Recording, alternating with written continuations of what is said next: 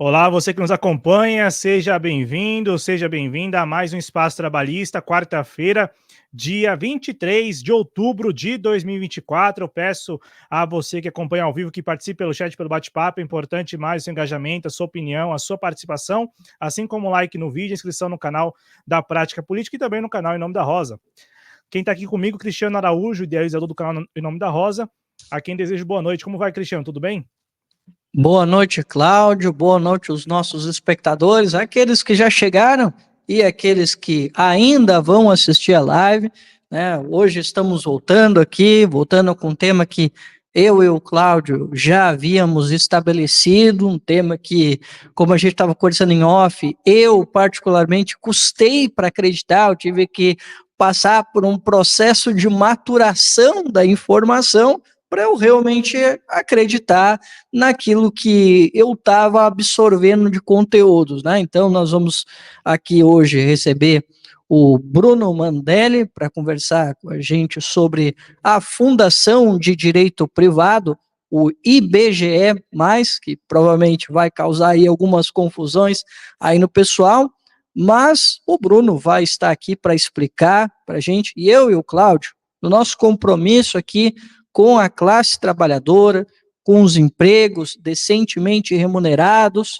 a gente fixa esse compromisso com a audiência de sempre, quando tiver temas que abordam a vida nacional, principalmente a vida dos trabalhadores, nós vamos estar aqui pautando os temas, como hoje estamos aqui pautando o IBGE, que nada mais é do que um instituto que, né, tem os dados e que pode, com estes dados, formular as políticas públicas de Estado. E essa é a razão de estar acontecendo essa live.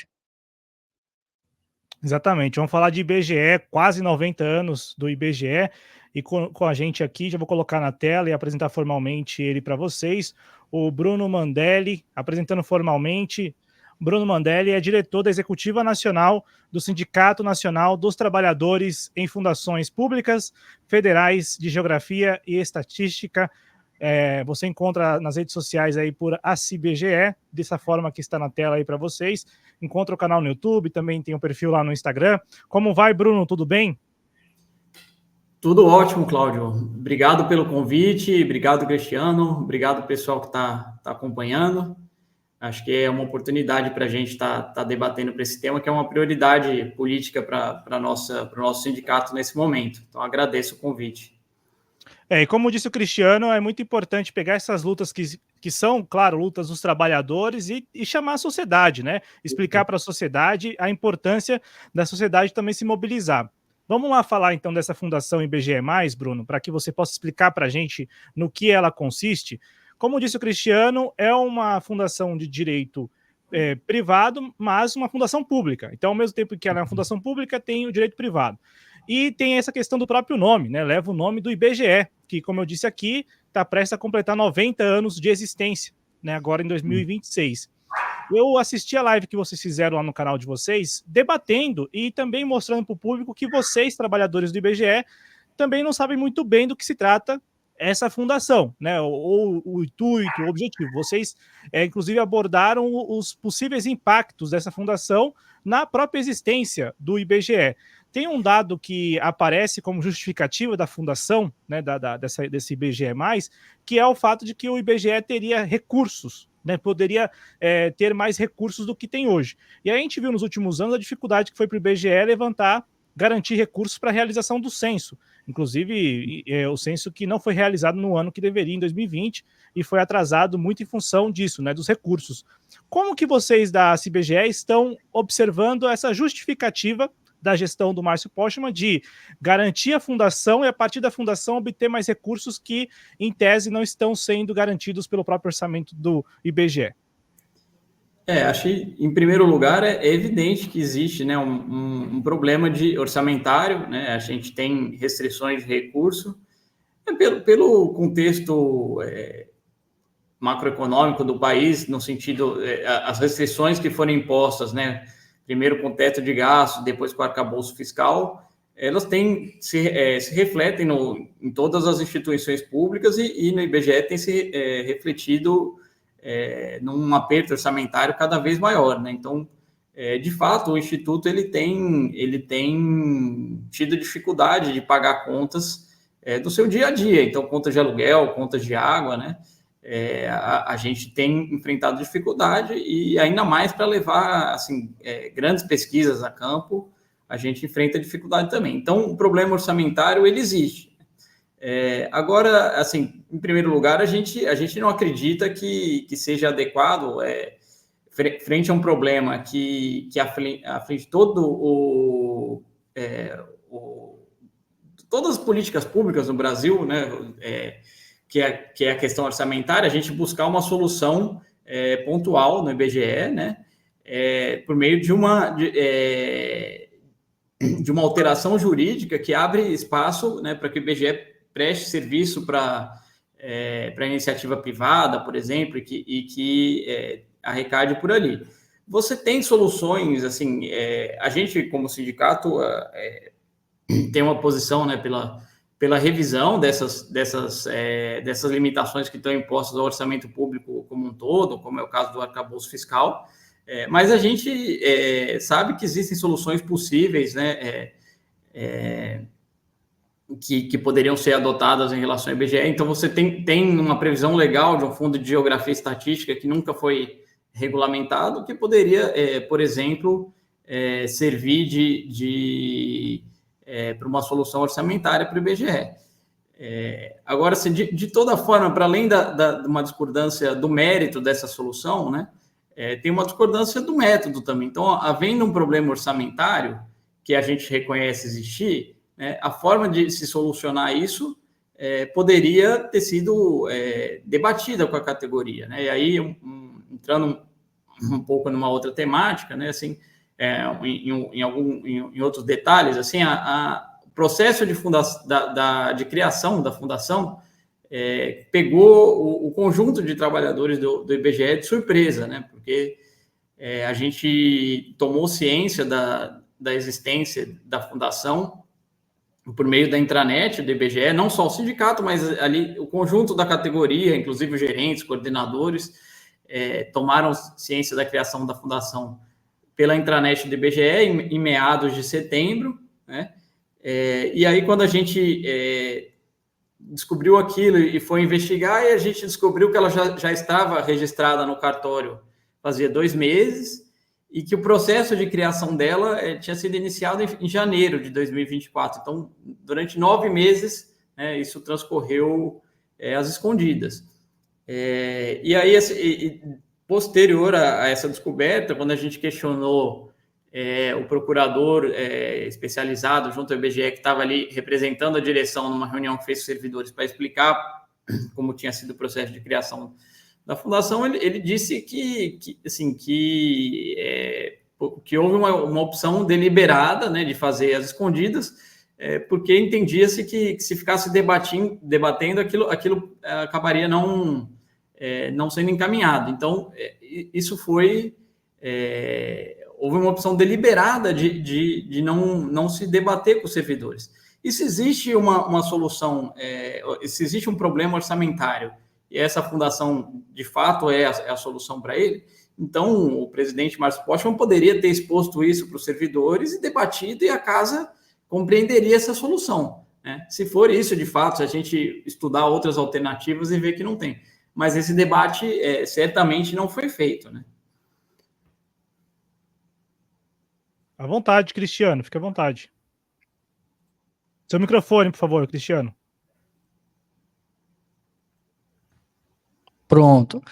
Bruno, eu não lembro quem foi que comentou, não sei se foi alguém do Ministério de Gestão e Inovação que fez esse comentário, eu não recordo, mas quando eu vi, eu achei inacreditável. Eu digo, peraí, o pessoal descobriu na intranet o tal Instituto Obscuro, e aí alguém teve a cara de pau de dizer, não tinha, se ficasse discutindo, daí não ia sair o Instituto, né? Isso aí, para mim, foi uma das coisas mais inacreditáveis. Mas vamos lá, né? Vamos para as questões. Bruno, então, cara, a gente tem conversado muito aqui na live, eu e o Cláudio, sobre a situação da classe trabalhadora. E a gente está vendo agora, né, que não é mais só o trabalhador da iniciativa privada que está precarizado. O serviço público está cada vez mais precarizado. E nós tivemos aqui uma conversa recentemente, né, com um membro do Comitê Geral de Greve do INSS, o Cristiano Machado. Tivemos a oportunidade aqui de conversar com ele. Ele falou sobre toda a situação que vive os servidores do INSS, uma situação calamitosa, eu diria, né?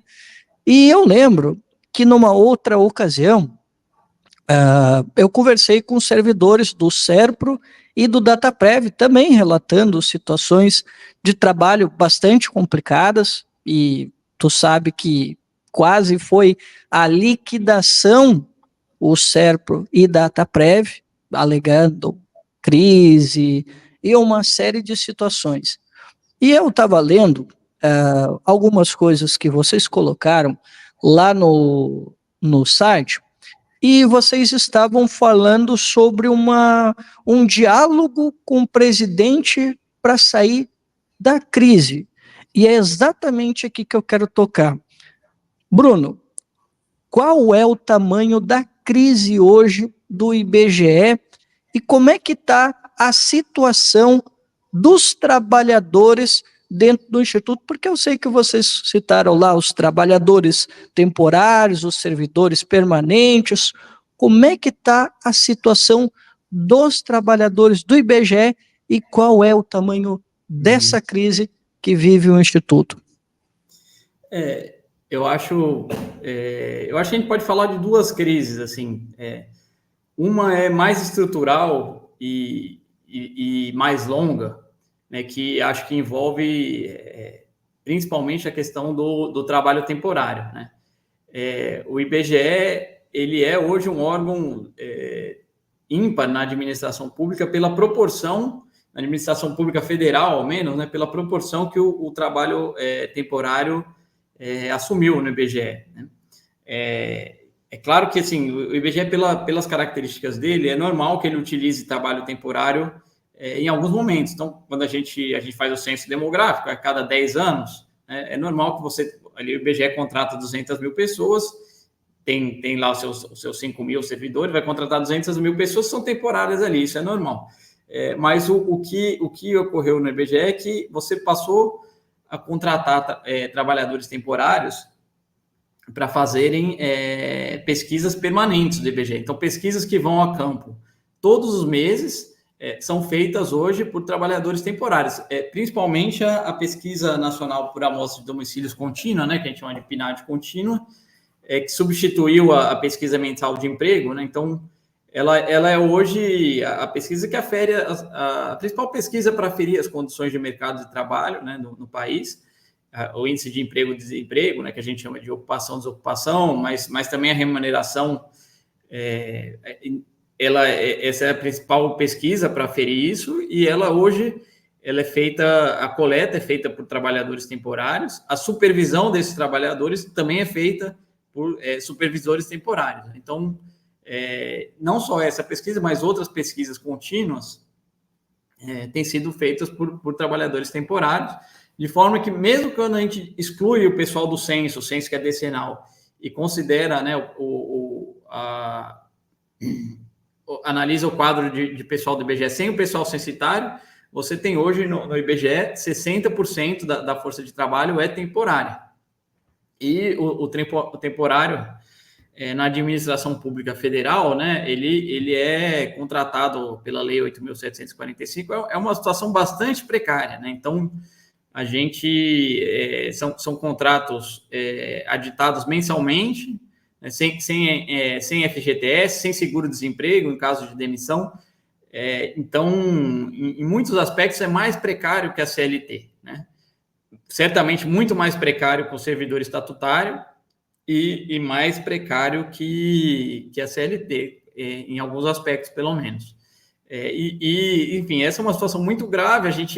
Isso vem de décadas, assim, desde a década de 90 ali, a gente já tem um início de trabalhadores temporários sendo utilizados nas pesquisas, né, contínuas, e isso foi aumentando gradualmente, de forma contínua, né, a cada ano ali, às vezes você tinha um concurso que diminuía, um concurso para servidor efetivo, e aí você diminuía isso um pouco, mas, linha geral, ano a ano, você ia aumentando a participação dos trabalhadores temporários. Lá por volta de 2016 eles passaram a ser maioria.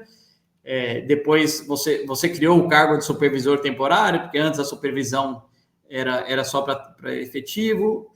Em 2023, já na gestão do presidente Márcio Postman, se estendeu os trabalhadores temporários para atividades administrativas que antes eram exclusivas dos trabalhadores, dos servidores efetivos. Então, gradualmente, né, até pela diminuição do número de servidores efetivos, que no passado já foi de 14 mil, hoje está em 3.500, pela essa diminuição você teve uma substituição por trabalhadores temporários, em geral, muito mal remunerados, né? Então, o nosso principal cargo de trabalhador temporário, ele que é o agente de pesquisa e mapeamento, que a gente chama de APM, né? Ele recebe, até esse mês ele recebia R$ 1.500, R$ 1.532, se eu não me engano, um pouco acima do salário mínimo. A gente conseguiu uma grande vitória, assim, nesse momento, que foi a gente conseguiu equiparar, né, o salário desses servidores temporários ao piso do vencimento básico dos servidores efetivos de nível intermediário, que aí foi para cerca de 2.600. Então, foi de 1.500 para 2.600. Nesse aspecto, uma grande evolução, né? Uma vitória, mas que não muda o aspecto estrutural e precarizante, que é de você ter 60% da força de trabalho temporária, né, ao arrepio da legislação e da Constituição, que reserva o trabalho temporário na administração pública para situações excepcionais, né? Não é o caso do IBGE, são pesquisas, como eu disse, contínuas, que estão sendo feitas por trabalho temporário. Então, essa é uma crise que vem de longe, vem desde a década de 90, se agravando gradualmente, e que a gente, como sindicato, tem buscado sair dela, mas a gente tem uma crise aí mais recente que diz respeito à relação da categoria com o presidente Márcio Postman nos meses recentes, e envolve a questão da fundação, outras questões do IBGE, como aqui no caso aqui do Rio de Janeiro, que tem a nossa principal unidade de trabalho, né? O IBGE tem hoje cerca de 3.500 servidores espalhados em todo o país, né? A gente tem uma sede nacional no Rio de Janeiro, sede estaduais em cada capital e agências, cerca de 500 agências pelo país. Então, tem uma capilaridade, mas a nossa principal local de trabalho, assim, que reúne o maior número de servidores, fica no centro do Rio de Janeiro, ali próximo ao Largo da Carioca, né, na Avenida Chile. E esses servidores estão em processo de remoção para um prédio do CERPRO, no Horto Florestal. E aí, assim, isso gerou um desgaste da categoria com o presidente Márcio Postman. Enfim, esse deslocamento incluiria uma hora a mais de deslocamento para a maioria dos servidores que vêm da Baixada Fluminense, que vêm de Niterói. Seria uma perda de qualidade de vida muito grande, mas, enfim, ainda teve um... Tem a questão do difícil acesso também, que é alegado pelos servidores também, né? Para quem não conhece o Horto Florestal no Rio de Janeiro, ele fica atrás do Jardim Botânico, ali numa área de mata que você só consegue chegar, só é atendido por 2 ônibus, o ponto de ônibus mais próximo fica a 15 minutos do prédio, assim, então é uma área de acesso muito difícil. E, novamente, você tem uma questão de método, no sentido que não foi debatido com a categoria, como foi colocado pelo próprio ministro Carlos Lupe. Assim, há outros prédios públicos, tem um prédio do INSS disponível no centro do Rio de Janeiro, que poderia ser ocupado, talvez precise de alguma obra, etc., mas poderia ser ocupado então você teria outras soluções possíveis, que acabou gerando um desgaste também. Mas do ponto de vista, o que a gente considera como ameaça política principal ao IBGE, mais estrutural, a questão da fundação pública de direito privado, né, que como eu narrei, foi criada às escondidas e pegou a categoria de surpresa. A partir desse momento, né, a gente passou a ter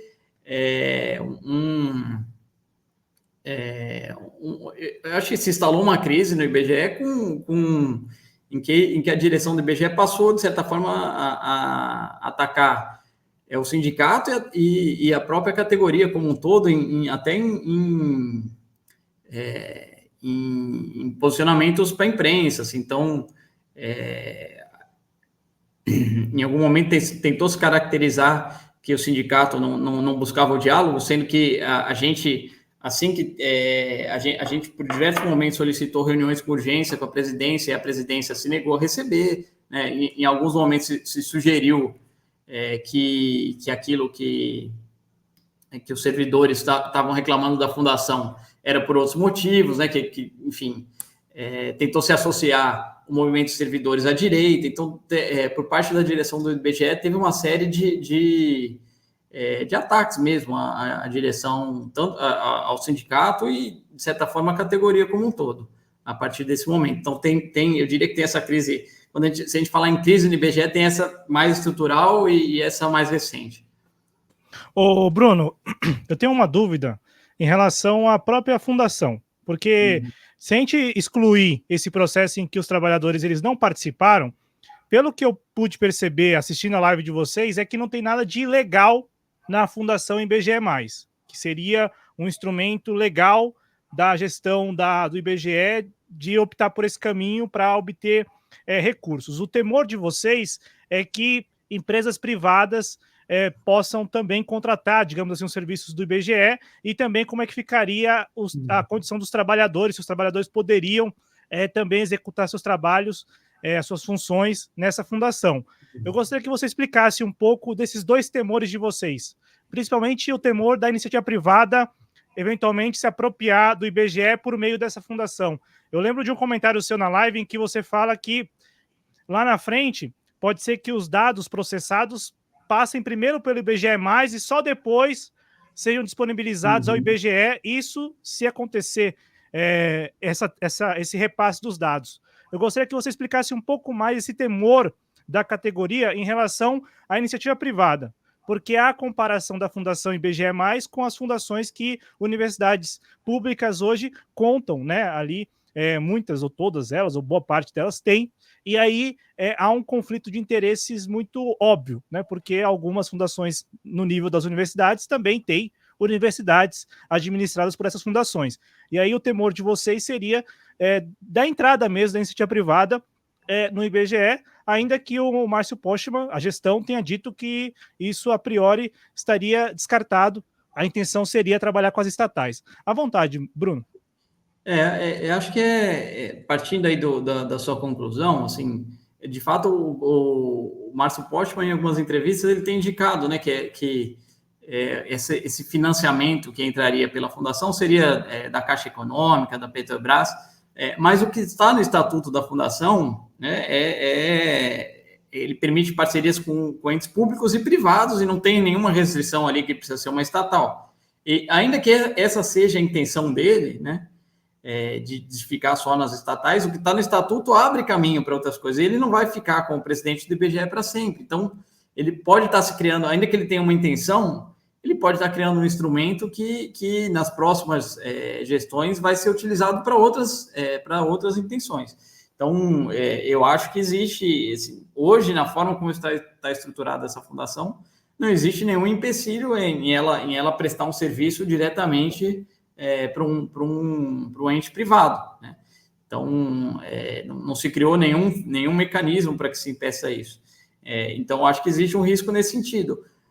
De fato, a fundação, ela, em muitos aspectos, ela se assemelha às fundações das universidades, né? Ela é uma fundação de apoio, como são as fundações de apoio da universidade, buscou respaldo na mesma legislação ali de inovação que dá respaldo às fundações de apoio das universidades, Eu considero a experiência das fundações de apoio nas universidades problemática, assim como a gente discutiu na live ali, até com a participação do Pedro Pomar, que é jornalista da Associação Docentes da USP. Você tem um histórico, né, de problema nas fundações. Claro que isso varia de universidade para universidade. Tem universidade onde as fundações foram menos problemáticas, outras onde foram mais, né? Você tem experiências diferentes, mas você tem muitos casos problemáticos com as fundações das universidades. Casos de captura das pesquisas por interesses privados, né? Casos em que a fundação acaba, de certa forma, substituindo a universidade. Então, eu acho que a gente tem riscos nesse sentido. Em alguns sentidos, o IBGE ele pode ser pior até, a experiência da fundação no IBGE pode ser ainda pior do que nas universidades, ao meu ver. Primeiro porque nas universidades você tem mecanismos de autonomia e você tem espaços, ainda que limitados, você tem espaços de controle democrático. Então, nas universidades federais, o reitor é eleito, enfim, tem uma lista tríplice, mas tem um processo de eleição, você tem um conselho universitário que boa parte dos membros são eleitos, você tem um colegiado, enfim. E o IBGE não tem nada disso, né?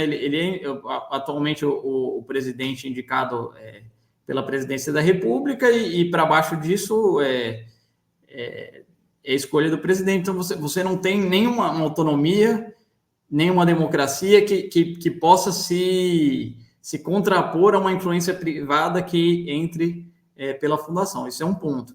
O outro ponto é que a gente...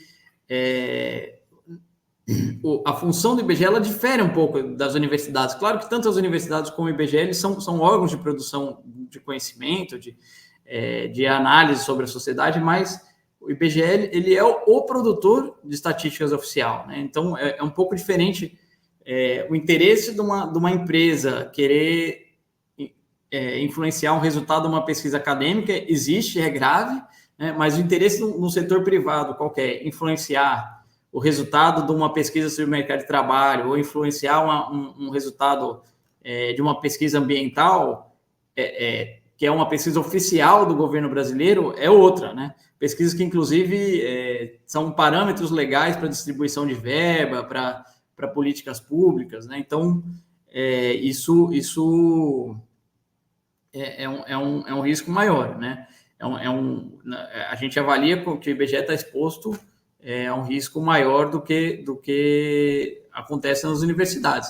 Agora, assim, mesmo quando a gente olha para fundações de universidades, né, como é o caso da FIP, que é uma fundação da USP, ela já produz ali pesquisas que até emulam as pesquisas do IBGE. Então, eles têm uma pesquisa de índice de preço, eles têm uma pesquisa de orçamento familiar, como o IBGE tem, e a forma como está construído o IBGE+, né, que é o nome da Fundação Pública de Direito Privado que se criou ali, ele permite que essa nova instituição passe a fazer pesquisas por ali, né? Então, você...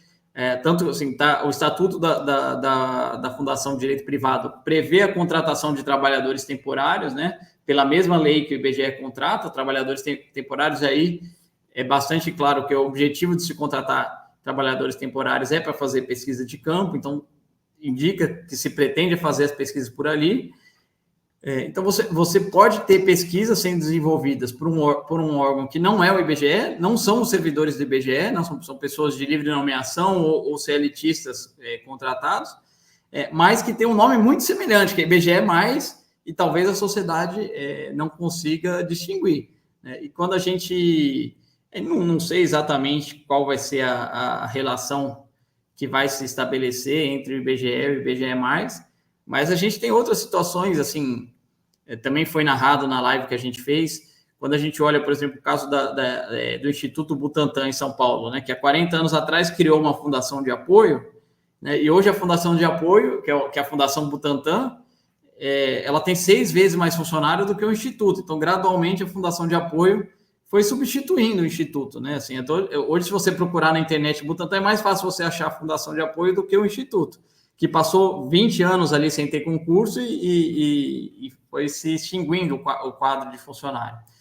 Então, tem todos esses riscos colocados, assim, até uma coisa assim, mesmo que a fundação funcione como a direção do IBGE diz que vai funcionar, que diz que vai arrecadar bilhões e que o IBGE vai poder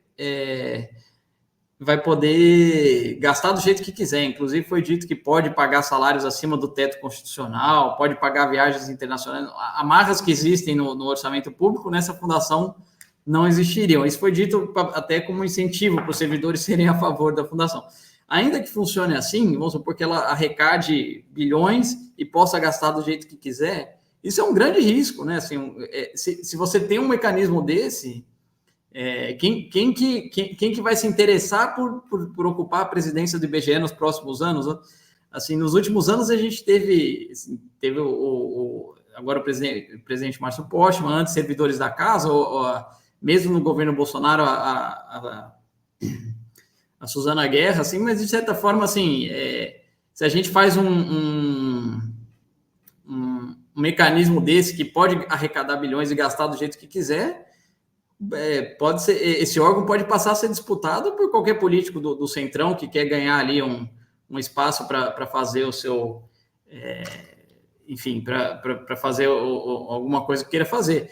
Até nesse aspecto, assim, uma coisa curiosa, assim, a fundação, enfim, é uma fundação pública de direito privado, não existem tantas fundações atualmente no Brasil, né, públicas de direito privado, e aí quando eles foram criar, eles foram copiar, assim, como não tinha muita referência, eles copiaram o estatuto de uma outra fundação pública de direito privado, que é a Fundação Saúde, do Rio de Janeiro, né, que está nas últimas semanas aí frequentando o noticiário, né, enfim, por problemas de licitação e exames que ela licitou e que não foram feitas de forma incorreta, mas, de forma geral, ela, ao longo dos últimos anos, acumula aí $500 milhão em licitações. Parentes contratados também, né? Exatamente, sim.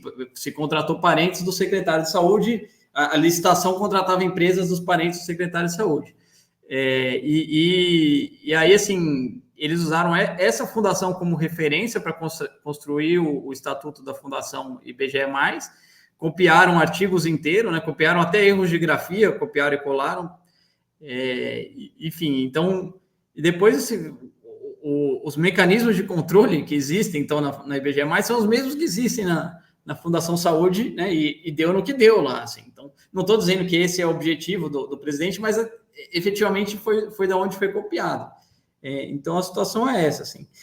Agora, sobre só um ponto sobre a legalidade da fundação,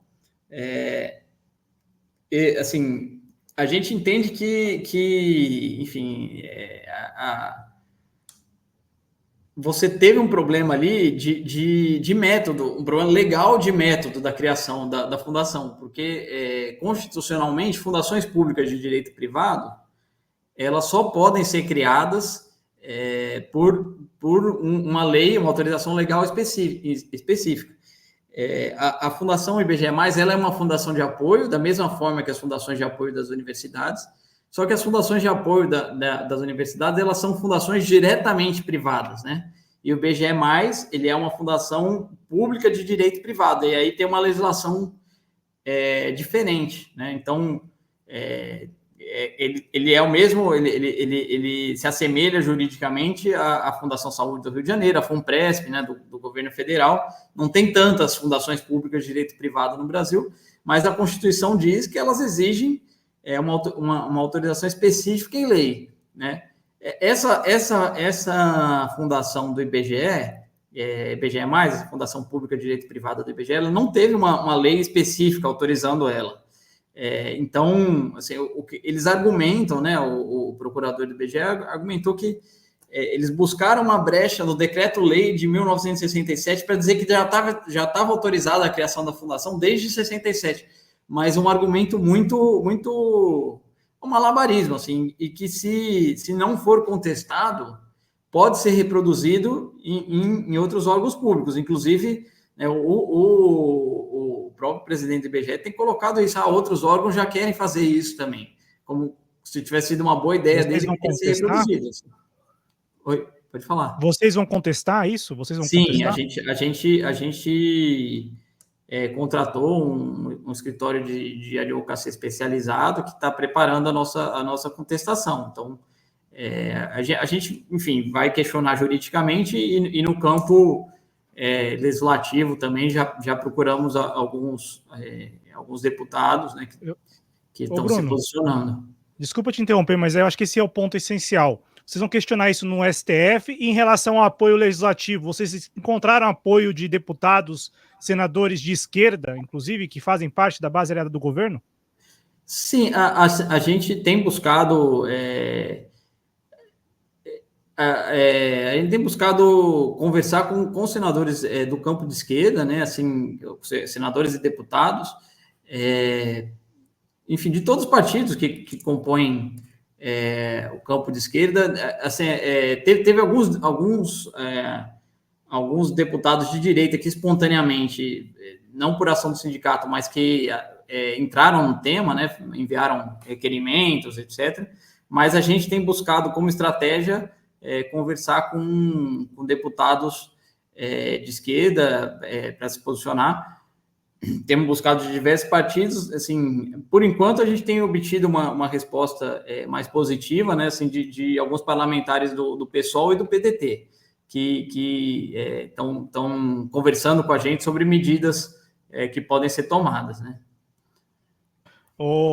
Cristiano, esse é o ponto, né? Porque diante da fundação, da criação e também da resistência da direção do IBGE, porque pelo que o Bruno está compartilhando com a gente, a gestão do IBGE está muito consciente do que está fazendo, está muito consciente e pelo jeito não vai voltar atrás, né? Estaria meio que irredutível em relação a isso.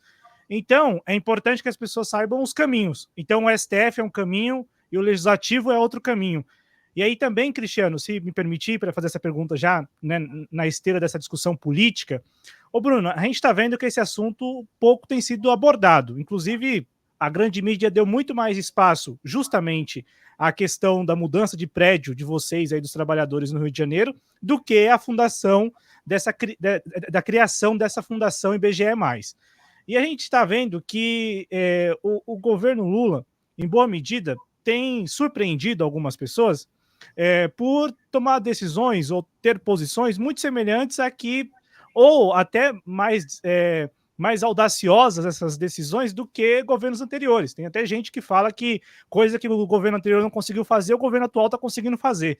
E infelizmente, na linha daquilo que a gente aqui tem denunciado já há algum tempo, que é o sucateamento do serviço público, em última instância a privatização, né, que é a entrega mesmo daquilo que é um patrimônio, e parece que não é muito diferente em relação a essa fundação, né? Se a gente pensar que o IBGE corre risco, pelo que você está compartilhando com a gente aqui, o próprio IBGE, a existência dele corre risco à medida que essa fundação vai poder executar o mesmo trabalho que o IBGE executa hoje. Diante desse cenário, o apoio que vocês receberam, vocês avaliam que é um apoio assim suficiente para levar adiante uma luta contra essa fundação? Ou, assim como a gente está vendo em outras áreas nesse governo, isso veio para ficar? À vontade. Eu acho assim, no que depender da gente, não veio para ficar. A gente vai estar fazendo enfrentamento político interno ao IBGE, estamos buscando mobilizar a categoria para questionar isso, e vamos questionar juridicamente, esperamos vencer juridicamente, acho que existe espaço para isso, e vamos fazer um enfrentamento no campo legislativo, né? Assim, eu acho que nesse campo, a gente ainda está buscando apoio, assim, a gente... Até uma questão, até dá um pouco de o esforço para ir correr atrás de deputados que possam se posicionar e fazer alguma coisa, às vezes demora um pouco, assim, a gente tem obtido algum retorno, né? Mas, assim, realmente, eu acho que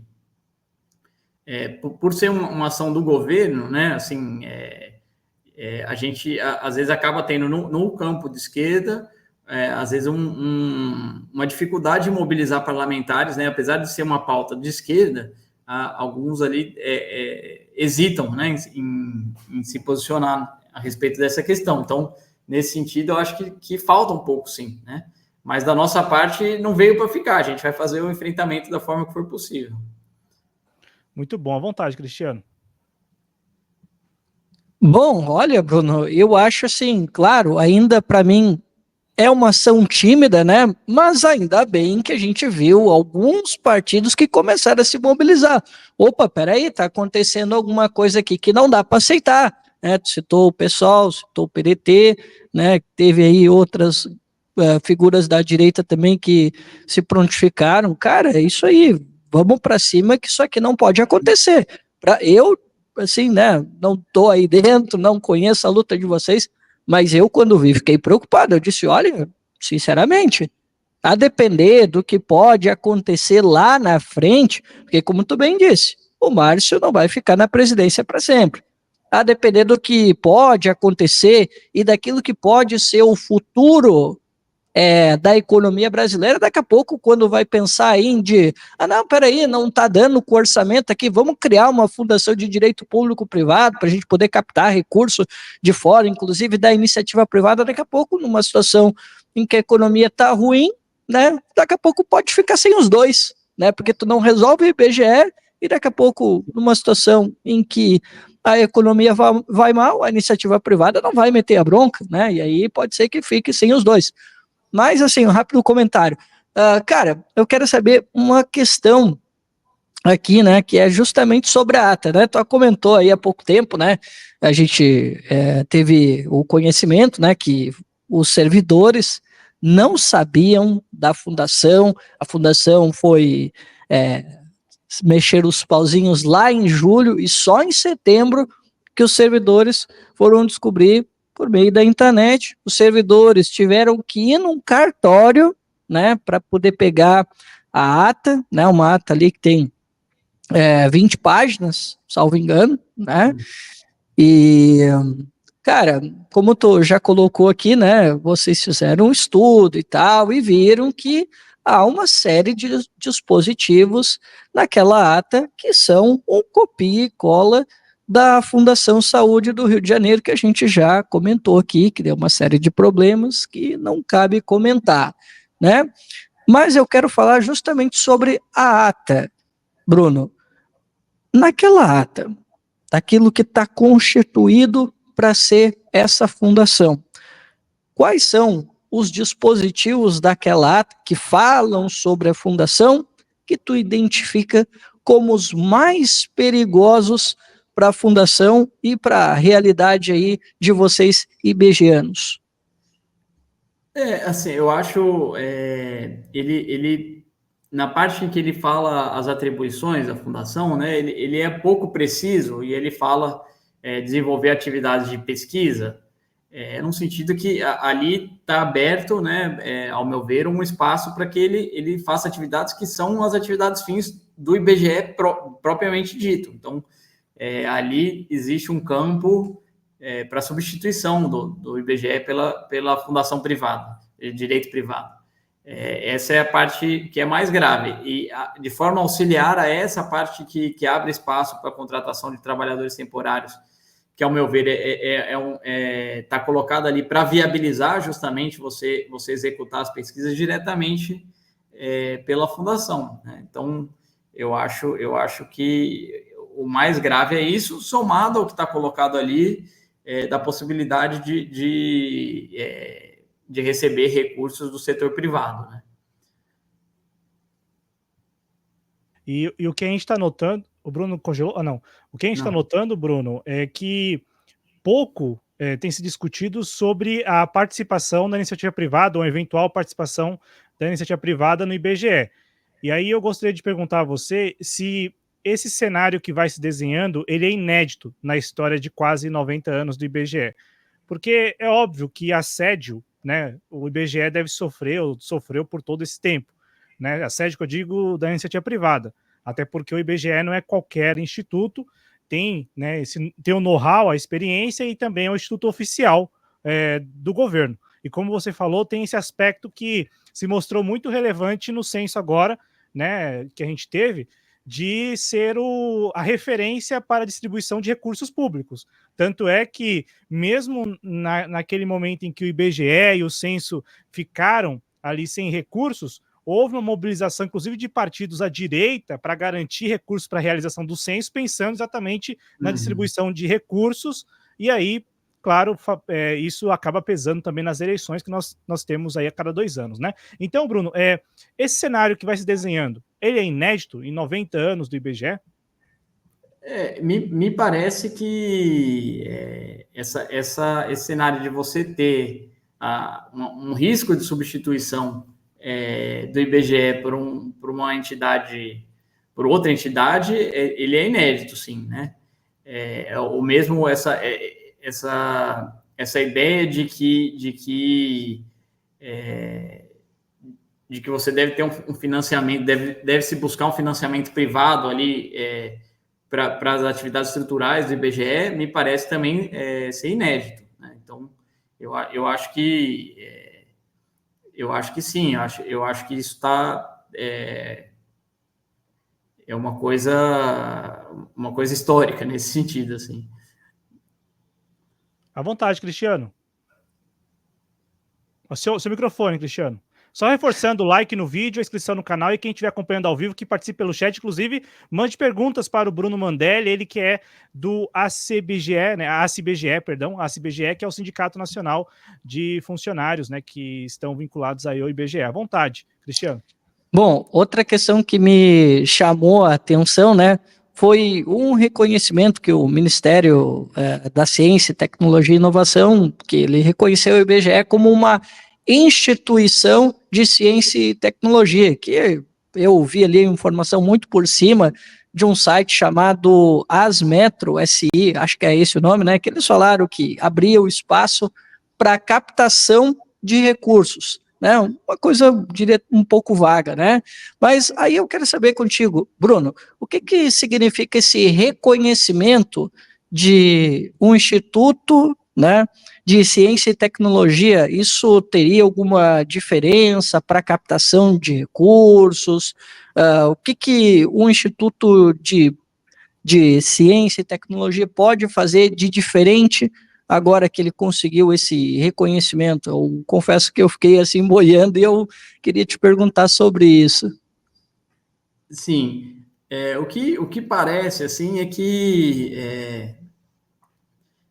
o IBGE buscou se credenciar, a direção do IBGE buscou credenciar o Instituto como um Instituto de Ciência e Tecnologia, porque isso era um passo legal necessário para a criação da fundação. Com a fundação de apoio, ela se apoia na legislação da Lei de Inovação, né, das fundações de apoio para institutos de ciência e tecnologia. Então,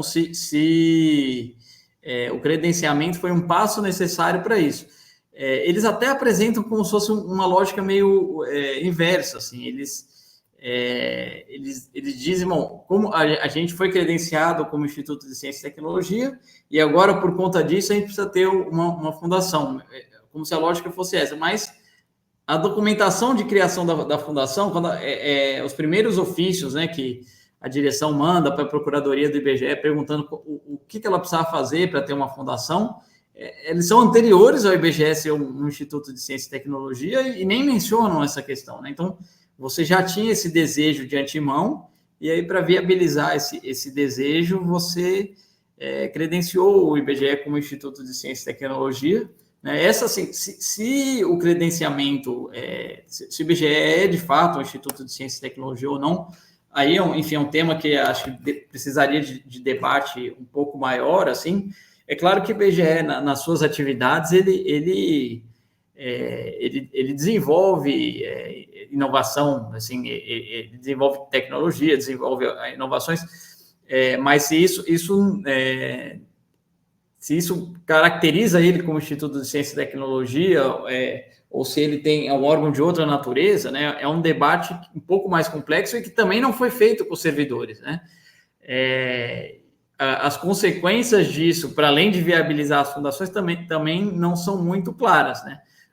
Eles argumentam que teria acesso ao fundo de ciência e tecnologia, mas, assim, como a gente disse, tem um fundo de geografia e estatística que não está regulamentado, que poderia ser regulamentado, né?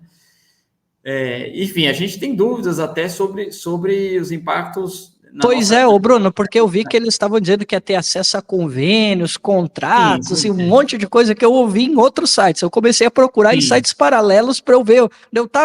Mas e aí, o que esse negócio vai fazer? Porque, assim, eu, uma pessoa comum, que não conheço a realidade de vocês, cara, eu cheguei a ler a ata lá de fundação, eu não entendi nada. Eu disse, mas o que essa fundação vai fazer? Cara, sério, eu não entendi. Eu digo, peraí, mas ela vai fazer a mesma coisa que o IBGE hoje? Ou o que ele vai fazer de diferente? Eu não entendi até agora. Pela argumentação que eles dão ali, parece que os institutos de ciência e tecnologia no Brasil estão nadando dinheiro, porque assim, se o IBGE se transformando em Instituto de Ciência e Tecnologia ia ter acesso a fundos bilionários. Então, por que os institutos, as universidades, e de forma geral, os institutos de ciência no Brasil não estão nessa situação, né? Alguns muito pelo contrário. Então, assim, essa argumentação não procede muito, assim, enfim, é um pouco por aí, assim, não parece, como eu disse, parece que foi ali um passo para poder para viabilizar um desejo prévio que existia, que era de se ter uma fundação de direito privado pela flexibilidade orçamentária que ela oferece e orçamentária e administrativa que ela oferece. Parece que a credenciamento como Instituto de Ciência e Tecnologia foi por conta disso. Foi mais, depois, então, um trâmite burocrático, então, para viabilizar a fundação. Tá parecendo isso para mim, sim, né? Que foi um trâmite burocrático que eles seguiram. Nossa visão foi isso. Isso, tá. E aí também, né, Bruno, para não desrespeitar também, né, o teto de gastos, né? Porque já que vai ter essa liberdade, não vai ser um orçamento, digamos que vai ser obrigatório e já vai ter outras fontes de financiamento, assim não incomoda o Haddad em relação a teto de gastos do PT e também em relação ao déficit zero. Sim. Eu acho que eu acho que é muito por aí, assim, isso é colocado como argumento, né? Assim, como o orçamento público cada vez mais amarrado, então a gente é obrigado a buscar soluções. E aí, nessas soluções, né, elas não vêm de graça, né? Elas vêm com uma série de riscos colocados. Ô Bruno, eu quero, nesse assunto sobre o impacto, né, e o receio, o temor, e principalmente o que você trouxe aqui agora em relação a essa questão de tecnologia e inovação, que parece muito abstrato, mas não só no caso do IBGE, meio que isso se generalizou mesmo, tem se utilizado isso como um slogan quase, né, núcleo de tecnologia e inovação, usam isso de forma abstrata para poder justificar decisões. No geral, né, não é só no caso do IBGE. E o que me parece a partir dessa fundação é que o IBGE teria condições, ele próprio, o Instituto, de ter um núcleo por conta própria, de manter um núcleo por conta própria de tecnologia e inovação. Eu quero entender de vocês, da ACIBGE, se vocês defendem a criação de um núcleo, já que há, né, a predisposição da gestão atual de ter um núcleo de tecnologia e inovação para estudar, se vocês defendem a criação de um núcleo dentro da estrutura do próprio IBGE. E mais, se vocês têm, assim, como proposta mesmo para a direção do IBGE, alguma alternativa ao financiamento do IBGE. Porque você falou desse fundo que não foi regulamentado, mas também pouco se é debatido sobre isso e também me parece que não há muita disposição política de regulamentar isso, imagino que via Congresso Nacional. Vocês teriam, da CBGE, alguma alternativa de viabilidade de captação de recursos para o IBGE, já que esse parece ser o principal argumento para a criação dessa fundação, ainda que pese tudo que vocês da CBGE têm denunciado, dos interesses e do que parece indicar a criação dessa fundação, vocês teriam alguma alternativa de financiamento para apresentar para a direção do IBGE? Assim, eu acho, sem mudanças legislativas, seria difícil, assim. Agora, acho que, por mais difícil que seja, a gente sabe do contexto político do país, né, o IBGE também, ele não só nessa gestão, mas nas gestões anteriores, ele não tem buscado. Então, a gente tem esse fundo, o Fundo de Geografia e Estatística, ele existe há muito tempo e nunca se buscou uma regulamentação, né? Da mesma forma, na discussão tanto do teto de gastos como do arcabouço fiscal, embora a gente entenda, a gente seja contra enquanto sindicato, contra essas medidas como um todo, né? A gente buscou ali algum tipo de excepcionalização para algumas atividades do IBGE, assim.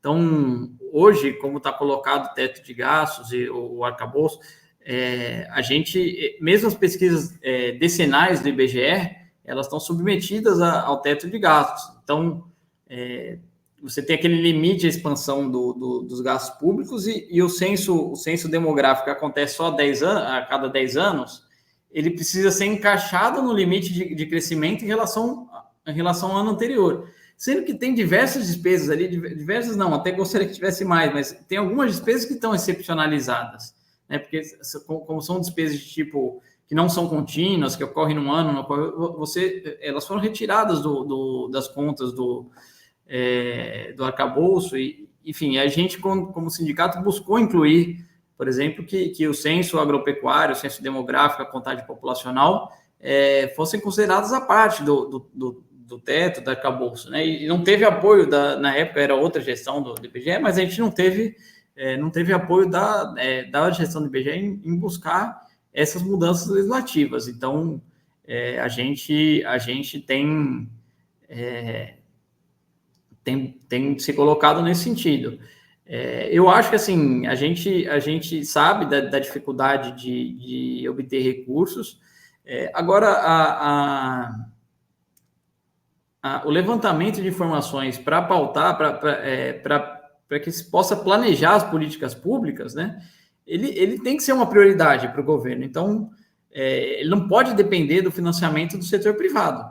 Se for uma solução para obter recursos através do setor privado, não vai ser da gente que vai vir, né?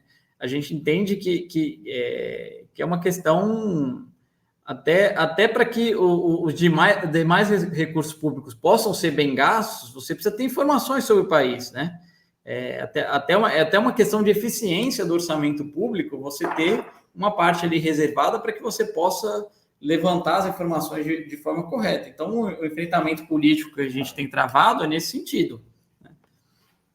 Por aí. E a gente está vendo que, pelo menos vocês, têm apresentado algumas alternativas, né? A direção do próprio IBGE, no que diz respeito à pauta legislativa mesmo, né? De garantir que pelo menos o censo. Eu falo porque eu lembro que o Bruno com certeza sabe disso.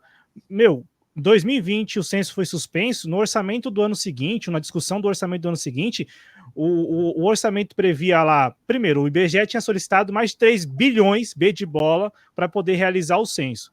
Aí o Congresso reduziu isso para 2 bilhões de reais e terminou em 70 milhões de reais para realizar o censo, esse último censo. É que depois houve uma revisão. Estou falando isso porque o IBGE não pode, ou não poderia ficar à mercê disso, não poderia ficar sujeito a decisões políticas dessa magnitude, em que o censo reduzido o orçamento de 3 bilhões de reais para 70 milhões de reais e sem força, né, para poder disputar. Agora, o que é mais intrigante, o Cristiano e Bruno, é que mudou o governo, né? Em tese, e não só mudou o governo, mudou a gestão do IBGE. E aí, se me permite, Cristiano, eu gostaria de perguntar ao Bruno, o ambiente no IBGE, vocês falaram da crise, né? Da crise estrutural, da crise desse momento, mas há hoje, Bruno, interlocução, principalmente nessa matéria da Fundação IBGE+, de vocês da CIBGE com a gestão do Márcio Postman, ele está aberto, ele se coloca aberto à disposição para discutir esse assunto com vocês, ou de fato vocês têm que recorrer mesmo à judicialização desse assunto? Assim, a gente tem nos últimos meses tentado se reunir com ele sem sucesso. A gente solicitou, até assim, a nossa até por ser um tema novo, assim, eu pessoalmente sou bastante, uma posição individual minha, assim, bastante crítico à fundação. Não acredito que tenha muito remendo a se fazer, assim. Mas enquanto sindicato, institucionalmente, a gente não chega nem a ter um posicionamento mais construído, porque não houve tempo de debater com a categoria e de avaliar. Talvez a categoria tenha uma avaliação diferente da minha, assim. Mas a gente não foi consultado, não houve tempo para debater, e nesse sentido, assim, a gente solicitava que ao menos fosse suspenso o funcionamento da fundação, né, quando ela foi anunciada lá em setembro, para que a gente pudesse tomar pé, debater com a categoria, avaliar, né, de que forma de que forma a categoria avalia que está bom do jeito que está, avalia que não tem remendo nessa fundação, tem que ser contra e acabar, ou se é possível fazer alterações que protejam o IBGE de alguma forma. Tem táticas diferentes possíveis. A gente não teve tempo de fazer isso, não houve uma abertura da direção do IBGE por parte disso, pelo contrário, né? Na verdade, eles têm acelerado o funcionamento da fundação, então, buscando constituir logo ela e começar a operar as pesquisas do IBGE por ela o mais rápido possível, né? E aí, assim, não tem... nesse cenário, não tem outra alternativa para a gente, a não ser a contestação por todos os meios que a gente possa, né? Então, jurídica e parlamentar, com certeza. Mesmo sem ter uma posição, assim, mesmo sem ter uma posição clara, definida, discutida com os servidores, é isso que você está falando, né? Sim, a gente... o que eu digo assim, os servidores não tiveram tempo de debater com fôlego, mas a avaliação do método como foi criada, essa a gente já debateu, já fez assembleias de base e é bastante consensual de que foi bastante problemático, né, esse método de criação. Então, nesse sentido, a gente tem um posicionamento da categoria contrário. Agora, enquanto o impacto mais de longo prazo, que eu digo que a gente, por ter sido pego de surpresa, não conseguiu desenvolver o debate com a profundidade que a gente gostaria, apesar de ser evidente ali a existência de alguns riscos, né? Assim, isso numa análise preliminar a gente já sabe, né? Sim, só para informar o nosso público, a gente está conversando com o Bruno Mandelli, reforçando que ele é do ACIBGE, que é o Sindicato Nacional dos Trabalhadores em Fundações Públicas, Federais, de Geografia e Estatística. E eu reforço o convite, já que a gente mencionou algumas vezes aqui a live, né? A live que o Bruno participou, também outras pessoas participaram, discutindo, debatendo os riscos, né, os temores, a partir da criação dessa fundação, a Fundação IBGE+. Você encontra a live lá no canal da CIBGE, aqui no YouTube mesmo. Basta procurar por CIBGE ou clicar no link que está na descrição do vídeo, você já vai direto lá para o canal da CIBGE e pode assistir também essa live, que é uma live debate mesmo. Eu gostei bastante da dinâmica, porque diante da notícia inédita, né, de vocês terem sido pegos de surpresa, teve um debate ali, rolou um debate sobre os temores, os impactos, enfim, o que pode acontecer a partir da criação dessa fundação. Eu passo a palavra para o Cristiano Araújo, para a gente ir encaminhando também. À vontade, Cristiano. Bom, se eu pudesse, né, fazer ainda uma última pergunta, eu vou fazer uma, né, se eu pudesse finalizar depois com outra, beleza, mas se não puder, tá tudo certo. Bom, vamos lá. Quero voltar a uma questão anterior, que é justamente sobre a paralisação, tá, Bruno? Porque, assim, lá em junho, eu me recordo até que saiu da imprensa que os servidores do Instituto, né, chegaram a aprovar um indicativo de uma greve, né, que estava lá prevista para o dia 1º de julho, eu acho que era, né? E naquela ocasião, salvo engano, e se tu quiser tu pode me corrigir, né, vocês ficaram ali na bronca com o governo porque a contraproposta do reajuste do governo ficou bastante aquém, né, e aí rolou essa discussão, vocês iam conversar ainda com a categoria para ver se entrava com a greve, não sei como é que ficou, mas rolou agora, né, no dia 15, uma paralisação, que tu inclusive comentou aí, né, na Avenida Chile, né, e como o Cláudio colocou aqui, né, muita gente reduziu a paralisação de vocês a uma troca de endereço. Simplesmente assim, saiu na imprensa como uma troca de endereço. Mas não foi só isso, né? Foi essa manifestação em relação à mudança do endereço, que tu já colocou aqui, mas também foi uma oportunidade para vocês fazerem uma série de reivindicações da categoria. E aí eu queria que tu colocasse aqui para a gente quais foram essas reivindicações e mais, aquela reivindicação relacionada ao reajuste que vocês disseram que foi aquém do governo federal lá em junho. Como é que está andando essa negociação com o governo? Então, a negociação salarial, né, a gente chegou a fazer um dia de paralisação nacional sobre a questão do reajuste lá em julho, acho que foi em junho ainda a paralisação, depois chegamos a fazer um indicativo de greve e, de fato, entramos em greve em alguns estados, né, São Paulo, Bahia, Piauí, mas no momento da negociação salarial não houve uma greve nacional dos servidores do IBGE. A gente fechou um acordo que certamente ficou abaixo do que a gente tinha de expectativa, né? Assim, enfim, a última década que a gente viveu aí de congelamento de salários, né? A gente tinha uma expectativa de uma reposição mais ampla. O que não foi o que ocorreu, né? A gente fechou um acordo que trazia um aumento médio ali em torno de 18%, para os próximos 2 anos, né? Os próximos 2 anos já deve ter uma inflação acumulada de 10%, então teria um aumento real ali, mas insuficiente para repor os vários anos que a gente ficou com o salário congelado. Então, a categoria aprovou o acordo, né? Assim, foi avaliado o que era possível ali pela a nossa mobilização, mas que ficou abaixo das expectativas. Mais recentemente, já no contexto dessas mobilizações que a gente está tendo, né, o governo acenou com mais uma concessão no campo salarial que ele acabou equiparando a gente as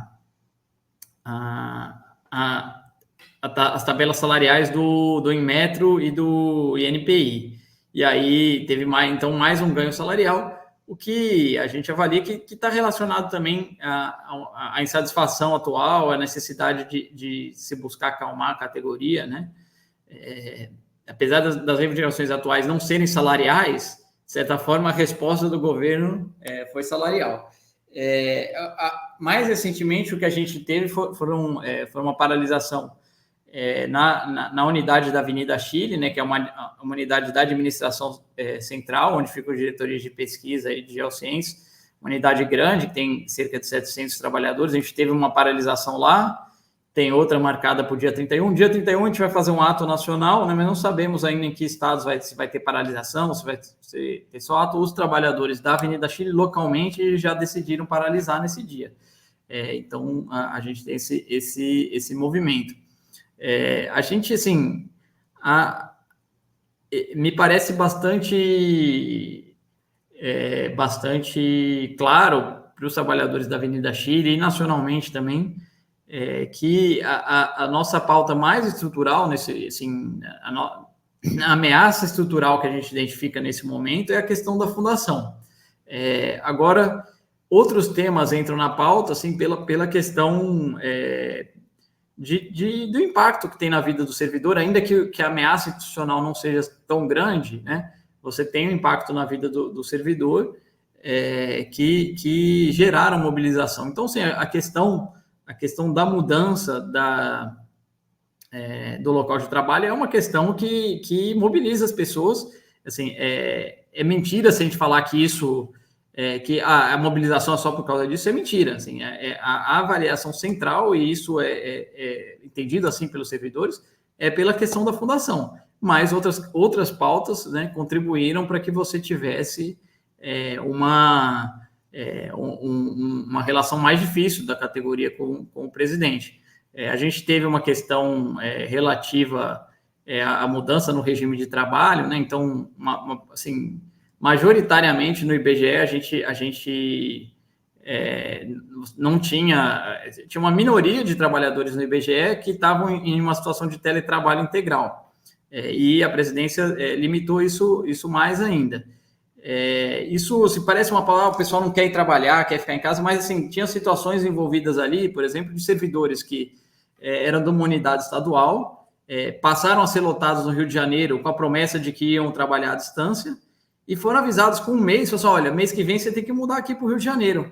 Um servidor que era do Mato Grosso, de Goiás, ok?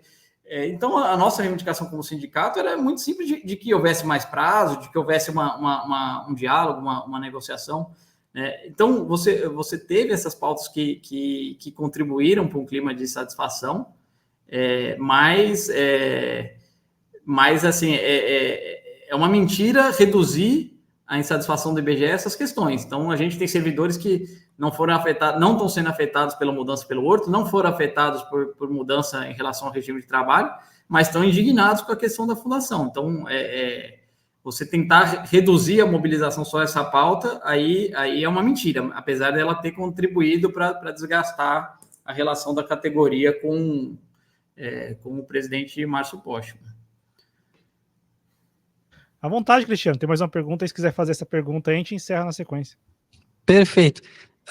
Assim, Bruno, tem uma questão que tem me incomodado um pouco quando eu estou conversando com os servidores públicos, né? Eu também sou servidor público, né? Sou servidor público municipal, e eu tenho reparado que, como o Cláudio disse, né? Mudamos de governo, mas parece que às vezes a gente não mudou tanto, parece que algumas pessoas do outro governo ficaram por lá. Eu e o Cláudio, a gente faz, né, essa figura de linguagem aqui no canal, né? E, cara, eu tenho reparado que, para além do Márcio, me parece que também vocês estão tendo um probleminha também com o pessoal lá do Ministério de Gestão e Inovação. Eu não sei, eu fiquei com essa impressão de que está havendo alguns problemas de comunicação com o pessoal do Ministério de Gestão e Inovação. E aí eu queria te questionar, eu queria fazer até duas perguntas em uma, né? Realmente, vocês estão tendo problemas com o Ministério de Gestão e Inovação? Ou talvez foi só uma impressão minha? Ou o problema maior é com o Márcio? Segundo, tu falou sobre a luta política, né? A luta parlamentar, a luta dos trabalhadores. E aí eu quero te questionar o seguinte, imagino que vocês também estão organizados como classe também, dialogando com os sindicatos, e aí vem a minha outra pergunta dentro dessa mesma. Vocês ainda mantêm contato com os ex-presidentes do Instituto para também se somar nessa luta em relação a essa fundação? Essas são as minhas perguntas para encerrar. Sim, assim, vamos começar em relação ao governo. Assim, eu acho que o problema não é nosso problema de relação não é só com o Márcio Postman, mas tem uma relação com o governo como um todo, assim, na questão orçamentária, né? Assim, então, que você teve contingenciamento, você teve cortes, né, que afetaram o IBGE, e aí, enfim, não é nem do MGI, né, vem mais do Ministério da Fazenda e do próprio Ministério do Planejamento.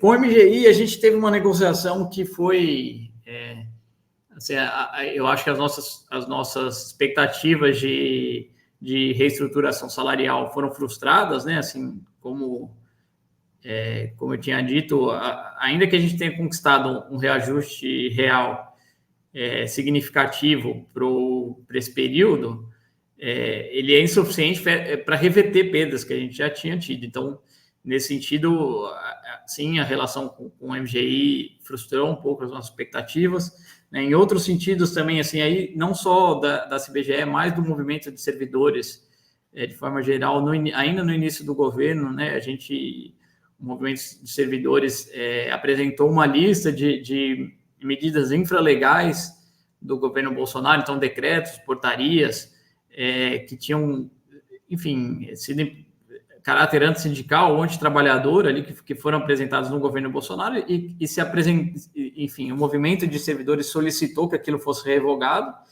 e o governo não revogou, né? Ele reformou uma, outra, tal, outras deixou como estava, nunca foi plenamente atendido nessa questão, até hoje o movimento de servidores está pautando isso. Então, sim, houve frustrações nesse sentido, né?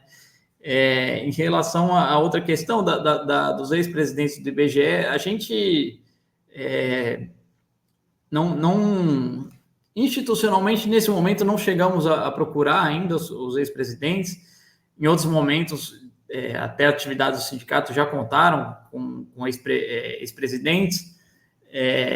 A gente sabe que alguns se manifestaram, né, até pela imprensa. A Asmália, que foi presidente do IBGE, uma servidora da casa, foi presidente do IBGE na gestão Dilma, se manifestou por meio de um artigo, né, contrário à criação da fundação. O próprio Paulo Rabelo de Castro, que foi presidente durante o governo Temer, apesar de na gestão dele ele ter feito, ele ter projetos semelhantes ali, ele questionou o fato, né, a forma de criação da fundação sem passar pelo Congresso, assim. Pareceu até que ele está com um pouco de inveja da criatividade aí da gestão atual, mas questionou o método, assim, né? Então, a gente teve algum posicionamento nesse sentido. Creio que o Olinto, que também é o servidor da casa, foi presidente, também se manifestou. Mas sim, acho que às vezes o posicionamento de ex-presidentes é importante, como foi da Asmália, para dar um pouco mais de suporte institucional, né, para a nossa crítica. Exatamente, por isso que eu questionei, porque eu vi, né, o Paulo Rabelo de Castro, eu vi a Asmália também, né, recentemente, né, no Valor Econômico, eu disse, pô, mas será que o pessoal do sindicato não tem o contato? Será que eles não se reúnem? Porque daqui a pouco vai precisar, né, tudo onde puder ser possível, né, fazer essa resistência, né, e cobrar firme desses deputados aí, esquentar a cadeira desse pessoal, porque não pode passar um negócio desse tão obscuro que a gente tem até dificuldade de dizer para que vai servir, né? Sim. Então, boa sorte para vocês aí na luta, né, cara? Porque a luta de vocês é a nossa, porque eu e o Cláudio também somos servidores públicos, né? Sim. Ô Bruno, a pergunta do Cristiano sobre o MGI, se me permite responder, quem não está tendo dificuldade hoje com o Ministério de Gestão e Inovação do governo? Porque todas as frentes de luta dos servidores hoje, eu vi um vídeo do Carlos Lupe, né, lá na FENASPES, e ele falando assim, hoje é o MGI quem cuida disso, porque a estratégia do governo Lula 3 está muito clara, né? Concentra-se tudo no MGI, e aí isenta todos os outros ministros e todos os outros presidentes de instituições, de órgãos, né? Todo mundo fica meio que isento, porque eles falam, não, vocês têm que ir lá no MGI. Concentrou-se tudo isso no Ministério de Gestão e Inovação, e aí eu respondo aqui, quem hoje não tem dificuldade com o MGI, porque todos os servidores que estão em luta, principalmente em relação a reajuste e também reformulação da carreira, tem dito isso, né? Tem reforçado essa dificuldade de interlocução com o MGI e não necessariamente com o ministro da pasta ao qual o instituto ou o órgão é vinculado, né? Então, eu vi o vídeo do Carlos Lupe e achei muito simbólico aquilo, porque o Carlos Lupe lá, de boa, cumprimentando os servidores do INSS e falando ele mesmo, assim, falando, não, é lá no MGI, essa questão de vocês é lá no MGI. Então, é muito tranquilo e cômodo, né, para todos esses ministros que acabam apontando o dedo para o MGI, ao mesmo tempo que ainda fazem ali a boa, né, de estarem nas manifestações, de estarem nas mobilizações, de se colocarem simpáticos e solidários com as mobilizações, só que, no final das contas, o MGI não participa das mobilizações, o MGI não se solidariza com as greves, ao contrário, né, tem sido muito, muito rígido nas negociações, e aí eu não estou falando isso aqui de boca, não.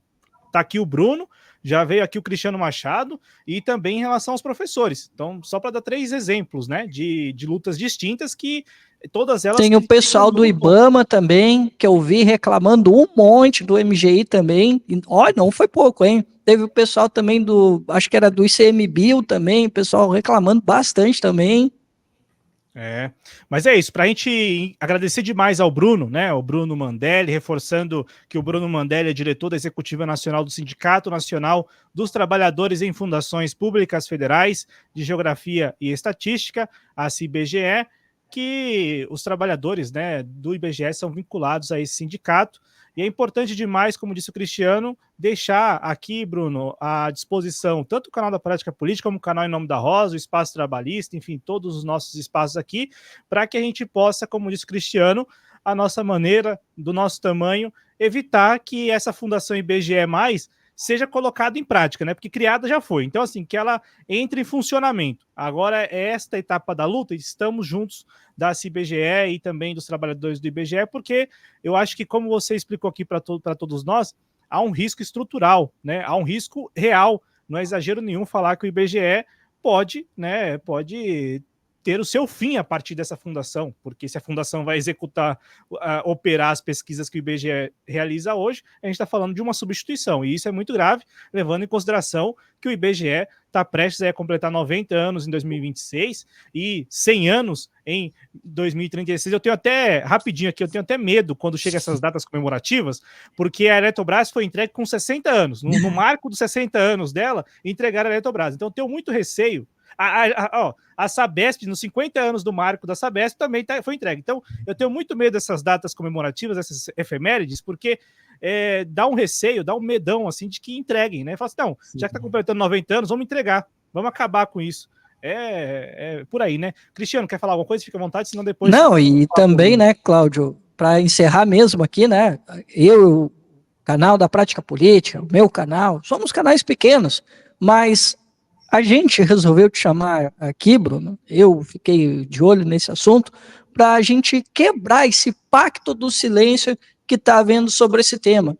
Apesar do nosso tamanho pequeno, nós não vamos contribuir para o pacto de silêncio que está havendo em relação à situação que vocês, ibigianos, estão passando, e essa fundação para lá de obscura, que pode aí ameaçar um instituto com a história que tem, Cláudio falou aqui, com quase 90 anos de história, e a gente não pode permitir que um instituto obscuro volte a repetir de novo isso, né, que a gente não sabe exatamente, nem mesmo os servidores da casa sabem explicar muito bem para que vai servir, que ele daqui a pouco substitua e sabe-se lá se não vai acontecer processos de captura, que eu acho que é bastante claro que isso pode acontecer. E nós aqui com o nosso compromisso público, vamos estar aí disponível, Bruno, se tivermos uma evolução em relação ao tema, né, vamos querer voltar a retomar esse papo para a gente fazer com que essa pauta não morra. Isso aqui não pode ser um assunto para uma live só, né, espero que a gente possa vencer essa batalha, né, e a gente possa ter novos desdobramentos e com certeza a gente vai contar aí com a tua presença para a gente conversar mais sobre essa fundação, né, ou o fim dela. Tá certo, Cristiano, obrigado, Cláudio, eu agradeço a oportunidade de estar divulgando essa pauta, essa luta que a gente está travando, acho que, enfim, foi bastante produtivo aqui.